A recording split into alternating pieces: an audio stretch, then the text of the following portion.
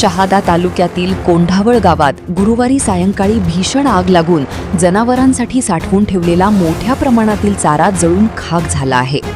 या आगीत भरवाड बांधवांचे लाखोंचे आर्थिक नुकसान झालं असून प्रशासनाकडून पंचनामा करण्यात आला आहे।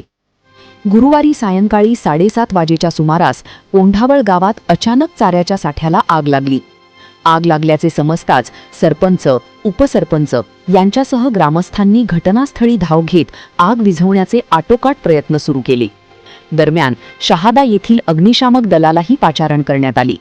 अग्निशामक दलाने वेळेत घटनास्थळी पोहोचून आग नियंत्रणात आणण्यासाठी शर्तीचे प्रयत्न केले, मात्र तोपर्यंत मोठ्या प्रमाणात चारा आगीच्या भक्ष्यस्थानी पडला होता।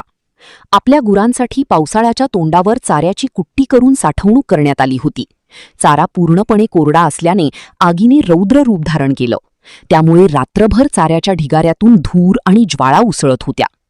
घटनेनंतर ग्राम महसूल अधिकारी जिजाबराव पाटील यांनी घटनास्थळी भेट देऊन नुकसानीचा पंचनामा केला। शहादा तहसीलदार संभाजी पाटील यांनी तातडीने पंचनाम्याच्या सूचना देत बाधितांना शासनाकडून शक्य ती मदत देण्याचे आश्वासन यावेळी दिले। ऐन उन्हाळ्यानंतर पावसाळ्याच्या तोंडावर जनावरांसाठी साठवून ठेवलेला लाखोंचा चारा जळून खाक झाल्याने भरवाड बांधवांसमोर मोठे आर्थिक संकट उभे ठाकले आहे। नुकसान भरपाई मिळावी अशी मागणी प्रशासनाकडून केली जात आहे। श्री न्यूज, शहादा।